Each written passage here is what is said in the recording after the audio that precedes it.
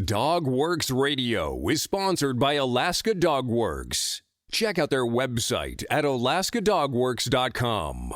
You can support this podcast on patreon.com/First Paw Media. This episode of the podcast is brought to you by First Paw Coffee Company, specializing in private label premium blend coffee. If you're serious about coffee, you should check it out. First Paw Coffee's passion is high-quality, small-batch roasted coffee. They take the extra time to taste and get everything perfect before they release new blends. They aim to bring you a cup of happiness each time you pour yourself some coffee. Find out more at ak.dog/free and enter for a chance to win some First Paw Coffee prizes, a book from our collection, and tote bag. One winner will be selected at random each month. That's ak.dog/free. Radio Free Palmer 89.5 KVRF presents Mushing Radio, hosted by Robert Forto. Mushing Radio is about dog-powered sports, living in the Great White North, and mushing. Visit our website at mushingradio.com. Here is your host, Robert Forto. Hello and welcome, everybody. This is Robert Forto, and you're listening to our 2021 Iditarod coverage here on Dogworks Radio. You can hear us over on KVRF 89.7 in the Mat-Su Valley. RadioFreePalmer.org is our live streaming site. You can hear all of our episodes over on DogWorksRadio.com, and be sure to check us out on social media by searching Dogworks Radio. And tonight we have both co-hosts on the line. We have Tony Ryder calling in from Kenai, Alaska, and Alex Stein calling in from Southern California. Tony, how's it going tonight? It's going pretty well. It rained a little bit today, so I wasn't too happy, but it's a nice, quiet evening down here. Sounds good. And Alex, how are you? I'm good. Oddly enough, it's going to rain here in about an hour. So. Very good. So tonight is our day 3 coverage of the Iditarod. People are moving and shaking out on the trail, and we're going to talk about a bunch of stuff tonight, but let's kick it off with the big news of the day. What do you have for us about Allie Zirkle, Alex? So Allie Zirkle had announced that this was going to be her last Iditarod. She has never scratched before in Iditarod, and she scratched this morning or perhaps overnight. Not entirely clear which. She seems to have gotten banged up quite a bit coming into Roan, I believe, and had some sort of incident where either she hit something or perhaps something hit her, and she was examined in the checkpoint by someone who was described as having some kind of medical background. So I assume that means not a doctor, but someone, maybe a paramedic or a nurse or something like that. And I think probably out of an abundance of caution, she was evacuated from there to Anchorage. It appears that she was in the hospital briefly and then was released. She's said to be resting comfortably in Anchorage. It appears that she may have had a mild concussion, and also they said some sort of orthopedic injury to her upper torso, perhaps like a collarbone injury or something like that. All of her dogs are fine. They are, I believe, still in Roan and waiting to be flown back to Anchorage and then driven back up to the Fairbanks area where she lives. So this is just tremendously sad for a lot of reasons. For me, Allie Zirkle has always been someone I've admired a great deal. I think for a lot of Iditarod fans, it's sort of like the most famous and amazing women of Iditarod are probably Susan Butcher, Dee Dee Jeanreau, Libby Riddles, and Allie Zirkle. And a lot of us were sort of sad that she wouldn't have the big send-off that she could have had in any other year where we didn't have the COVID protocols and where there was a big banquet in Anchorage and a big ceremonial start in Anchorage. But it feels, it feels very sad that that this is the way that her Iditarod career is apparently going to end.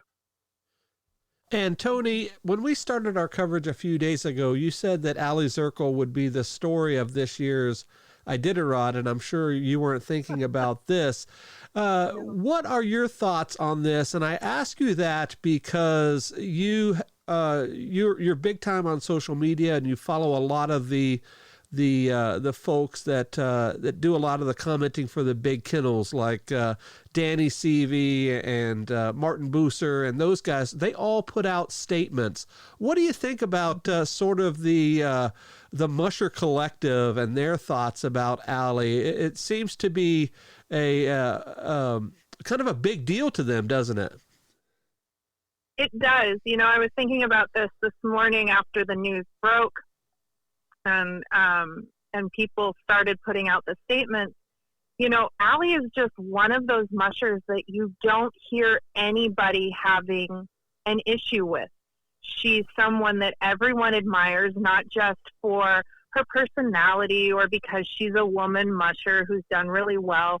There's no jealousy or snide comments by any of her quote-unquote rivals. She is well respected as a dog person, as a dog musher. It's not, oh, Allie's the next girl musher or anything like that. And I think that's just so telling because Susan, of course, really changed how dog mushing was looked at when she was winning. But me watching my old tapes and everything, there were a lot of comments of she's not as good as she thinks she is. It was always kind of a derogatory attitude with some of the people that she was beating. And you never hear that with Ali. You do have, Team Stevie, be it Mitch or Dallas or Danny, saying, she's just one of the greatest people ever. We really love running after her. Dallas made comments before he left that he could not wait to see her, and yet he didn't want to see her right behind him again. He still had to beat her one more time. Right. So right. It's just so crazy to me that she's not going to finish this one. From that aspect, not just from, the heart of a fan who's just like, you don't need to retire ever. And you never want to see an athlete of any caliber, but certainly hers, go out like this. Alex, let's stay with this for just one more second. I want to ask you about the press releases. This really irks a lot of fans because they don't always release a lot of information. They hold a lot of things close to their vest. And I know that in years past, I'm not sure about this year, you're one of the first to comment on these press releases and what they say. From a fan's perspective, obviously they're getting out information, but what do you think about this information that they post to the public? Well, it's interesting because they seemed to, it almost seems like the Iditarod itself recognized that Ali is more than just another musher, because the press release that they put out for her had considerably more information than the standard press releases, which usually are, so-and-so scratched at such and such checkpoint for the good of their dogs. And that's all the information we usually get from Iditarod. So there was more than that. It's still, it's an interesting thing because I was talking a little bit earlier with Tony about this, that, we feel as fans like we deserve all of the information that we can get. And the truth is we don't. What we deserve from people who are in these races is we deserve them to do their best and take care of their dogs. Anything else they want to do is great. And as a fan, I always appreciate when people give out more information, but they don't necessarily owe us anything. And especially when someone scratches and there's something that's particularly painful or it's an emotionally difficult decision, I think there are a lot of fans who just kind of, immediately start demanding more information. And I that always kind of irks me. And, Allie's Kennel, the SP Kennel page, has put out a little bit of information and thanked everyone for the outpouring of support and all of these sorts of things. And I imagine, given who Allie is, that she will either speak on video or release a statement herself sooner rather than later. But it's we always want more. I'm not sure we realize that these are human beings who are going through things that are difficult, sometimes physically and emotionally, and maybe we need to give them a little bit more time. Mm-hmm. Do you have anything to add to that, Tony? I think Alex pretty much hit it on the head. Scratching is such an emotional decision. We've seen it in the past with mushers who, can't even make that decision and look to a race judge and say, you need to withdraw me. You need to scratch me for me, because they just can't get those words out. So to demand information or to demand an explanation so quickly, yes, we did want more information. Is she okay? Are the dogs okay? That's a little different than, the musher who scratches because he doesn't feel good or she, her dogs aren't feeling well. But it's such a hard decision, and there's so much pressure to all of those mushers that, just take a step back, trust that the musher knows what they're doing, and trust that in this case, the race knows, and they're giving her her privacy, which she deserves. Yeah, we definitely talked a lot about that scratch mentality last night on the show, about how difficult it is. And I tell you what, I've been there many occasions myself, and it is a tough one for sure. So let's jump over into our topic of this evening, and we're going to kind of piggyback it on some of the news, and that has to do with the blazing speed on the trail, in particular with Dallas Seavey, Artie, and McGrath. But Alex, I know you also wanted to talk about the rest schedules with folks already taking their 8-hour rests, and some of them are going to start taking their 24-hour rests, and McGrath, and then, of course, Nikolai, and a couple of checkpoints right around there. What do you have for us about Dallas? And then we'll kick off our topic. Yeah, so Dallas was the first musher into McGrath and won the Alaska Air Transit Spirit of Iditarod Award, which used to be sponsored by a different airline that then went out of business. But now it's the Alaska Air Transit Award. It's a pretty big deal. It's the first of the race awards that will be given, and then usually they're given to the musher, and then they're re-presented at the final banquet. Since I don't believe there will be a final banquet, I imagine they'll get it later. Dallas, actually, Brent Sass then came into McGrath, I think about an hour or an hour and a half after Dallas, and went through. So Brent is now is the furthest down the trail. But of course, we're getting to the point in the race where furthest down the trail doesn't necessarily mean that they're leading. There are 3 mandatory rests. There's a mandatory 24-hour rest that can be taken at any checkpoint, a mandatory 8-hour rest that usually is taken at any Yukon River checkpoint. So that's further down the trail from McGrath. This year, because of the different trail, it can be taken at any checkpoint between Roan on the way out and Roan on the way back. So there are a lot of different places that people can take their 8-hour rests. And then there's a final 8-hour mandatory rest in Skwetna before they come back to Deshka Landing. It's weird and interesting to me that there are a bunch of teams that have already taken their 8-hour rest. And it looks, Tony pointed out that it looks like Rick Castillo seems to be taking his 24 all the way back in Rome. So, we have teams like Ryan Reddington, for example, who came into McGrath in 7th place, but he's already taken his 8-hour rest. So that means that he might be able to get a lot further along the trail while other people are taking their 8. And nobody has taken, or at least nobody's completed their 24 yet. So that's another thing that gets all factored into this. And real quickly, Alex, can you tell us about the time differential, how that is calculated and when? Yeah, so the time differential is added into the 24-hour rest. So the last team that went out goes out at exactly 24 hours, and then the first team would go out at 24 hours plus, I guess, now you're making me do math. 92 minutes. 45 times 2, so I guess like an extra 90 minutes or so. And each team has their differential is built onto their 24-hour rest. Right.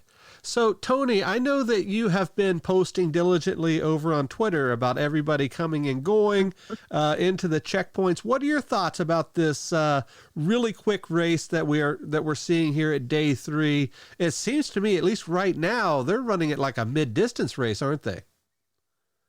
Yeah, the speeds that they're maintaining, I kind of wonder if we're going to see those speeds on the return trip or not. I know that a lot of them are banking on it. There are quite a few mushers in the different insider interviews saying that, they're taking more rest now than they would normally because they really expect to be able to make up that difference on the return trip home. The other thing that's really interesting is everyone is saying how they are not looking forward to the return trip through the burn and the gorge. So I think that's playing a lot into how they are choosing to rest. It'll be interesting to see when most take their 24. It's assumed that Dallas is taking his 24 here in McGrath. Of course, the mushers can declare and then decide not to take it. But that's how it's looking right now for Dallas. Brent, who was actually 2.5 hours behind Dallas, Alex. Okay. He blew through as much as he could with the rapid COVID testing. Blew through McGrath, and he still hasn't taken his 8 or his 24. So it's really, like Alex said, it feels really weird that we have the 8 hours so soon because we don't normally see that until they hit the Yukon, which we're not going to see this year. So it just feels weird. I'm not a math person. I don't do the I did a math at all. So I have no idea what to expect in the coming next couple of days as far as who's really going to be leading and who's really going to be like, maybe they should have changed up their strategy a bit. So, Alex, I believe it was Danny Seavey either last night or sometime this morning that was talking about the speed of the race, and he said at this point, and that of course was whenever he wrote that, it's still within reach of everybody, but before too long, that gap is going to widen where it's going to be difficult to make up time because it's 100 miles shorter race. And I may be paraphrasing there a little bit, but what are your thoughts about that? I'm sure you read that post as well. Yeah, it still looks, every year it feels like there are between 10 and 15 teams that could conceivably win if a bunch of things go their way. If their health holds up, if the dogs are healthy and happy, if the weather holds up. So there's a lot of, if their sled doesn't fall apart, there's a lot of stuff that is hard to predict. But it really feels like at the beginning, there were probably about 15 mushers who could conceivably win. And I think that what we're looking at now is there still are probably almost 15, maybe like 12 or 13 who could still win. We still have not a tremendous amount of distance between the top top 10 or so, maybe the top 12. I think it's getting to the point where anyone who's not already in that top 12 or top 15 is going to have a very difficult time going all the way and winning.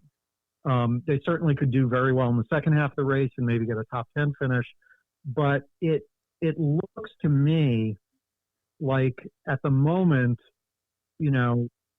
we're going to see Brent Sass, Dallas Seavey, Pete Kaiser, Richie Deal, Yor, Travis, Ryan Reddington, Wade Mars, Jesse Royer, or Nick Pettit win. So just like as a back of the envelope thing, right now I think it would be really difficult for other people to pass all of those really strong, really good-looking teams that are doing extremely well and going very fast. Anything can happen, but it does feel like we're starting to get to the point in the race where it's really separating out. So before we jump into our Musher profile of the evening, we always spend some time talking about the folks at the back of the pack. And I know that the leaderboard on Iditarod.com is not optimally up to date compared to the trackers, but what I'm looking at right now is Victoria Hardwick, Larry Doherty, Hal Hansen, and Rick Casillo, the last 4 or 5 mushers at the back of the pack. I would like both of you guys to comment on this. Alex, you usually have some little nuggets here, so you go first, and then we'll see what Tony has to say. Yeah, I'm looking at the tracker, and that's pretty much where they are on the tracker as well. And then a little bit further up, we've got Christopher Parker, Will Trashinsky, Sean Underwood. So, we've got like that solid group that's looking like that's going to be the back of the pack for most of it.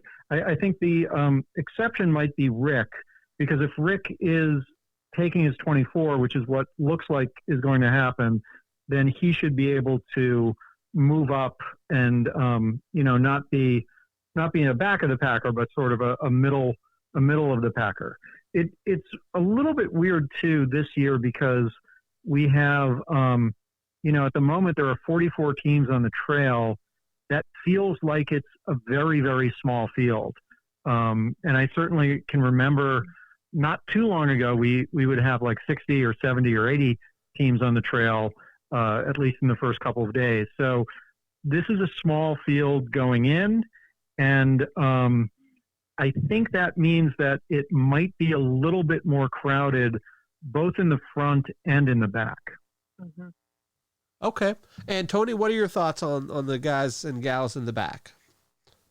Yeah, I think Alex is spot on. I do expect Rick to kind of slingshot forward ahead of some of the more rookie teams once he takes his 24, if that's what he's doing. I hope that's what he's doing. Otherwise, I want to get out there and start yelling at him to get moving. I think, too, I know that both Hal and Victoria have been spotted on the tracker as having to have backtracked earlier in the race. Hal had a little oops last night or yesterday afternoon, and then had to rest to get everything back on track. And I guess Victoria had that same sort of issue earlier today. The TV puppy teams normally stay quite a ways back towards the beginning of the race, and then typically bump up quite a few placements. But like Alex said, this isn't a normal year. We have a much smaller field, and so he's kind of hanging out in the placement that they normally would be at if we had 60 teams. And Tony, who is the CV puppy team? Oh, sorry. Hal Hansen and Larry Doherty both have younger teams of CV dogs, Mitch CV dogs. Hal has the standard, what they call puppy team, where the next great team will be chosen from. And then Larry also has another kind of B team running with him. So they said before they left that they were going to have similar schedules. So to see them running somewhat together is not surprising, nor is it worrisome. Gotcha. And I just wanted to point out too that for a lot of these teams, especially rookie teams, this is what they kind of have expected. This is all according to what their plan is. So there's nothing to really worry about that a bunch of rookies are in the back. It's what you would expect. Right. And as long as they keep making progress, and as long as there's not like one team or two teams that are, 12 or 15 hours behind, then usually everybody is okay, and they won't be declared uncompetitive or made to withdraw. Excellent. Okay, Alex, it is time for our Musher profile of the evening. Who do you have? So today's Musher profile is Joanna Jagow. She grew up with her parents who had a trap line on the Porcupine River, and they used dogs as their major means of transportation up and down the trap line, which is kind of a standard thing in more subsistence areas in Alaska. She has a kennel that she named Motley Crew Kennels, which I think would appeal to you, Robert, up in Two Rivers, named after her mom's love for rock and roll. And initially, when she was putting the kennel together, she said that she just had a motley crew of dogs that she collected for her race team from various places. Her dogs are a mix of different lines. There's a bunch of Mackie dogs and a bunch of Jagow lines, and she mostly has raised these dogs herself from when they were pups. In her senior year of high school, Joanna moved to the Fairbanks area so that she could finish school, and then she started going to UAF, where she graduated with a nursing degree in 2016. She's currently a pediatric nurse at the Fairbanks Memorial Hospital. During high school, she wanted to start racing dogs, but the dogs that her family had were all trapline dogs, which are very different. It's a very different job, and they're very different animals from racing dogs. So after a lot of work, she was able to convince her father to get her first dog, which had to be flown in to where they were living. Her first dog was named Tiki, and she said that it was he was a gorgeous 30-pound dog, and just having to be responsible for him taught her a lot about how much responsibility there is to take care of a kennel, because there was such a lot of responsibility just to take care of the one dog. So she was able to cobble together a team in high school and started competing in a few races. Her first couple of races were all local races put on by the Two Rivers Dog Mushers Association. During her senior year of high school, she started her own kennel with dogs that were having puppies that she raised then. And during her first year of college, she was able to put together a more serious racing team, working with her crew, which by then were yearlings. And she entered the Two Rivers 100 race and won it. Since then, she has competed in mid-distance races from the Percy DeWolf to the Cusco 300. She's finished the Yukon Quest 300, the shorter Yukon Quest race, twice, coming in second and third place, and has also run races like the Copper Basin 300. And she said that when she told her family that she was going to try to run Iditarod in 2021, at first they thought that it was crazy and that there was too much going on and the COVID problems were too much, but she was able to convince her parents that she could do this safely, and it was something that she really wanted to do. And once she explained it, her dad was super excited and her mom was super stoked.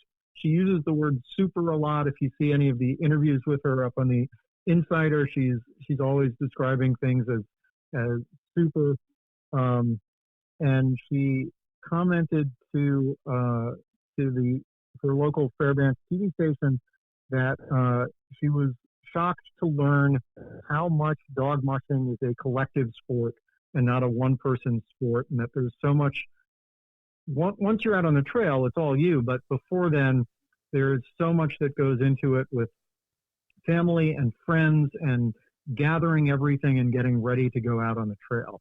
And I just wanted to mention a couple of the dogs that she has on her team.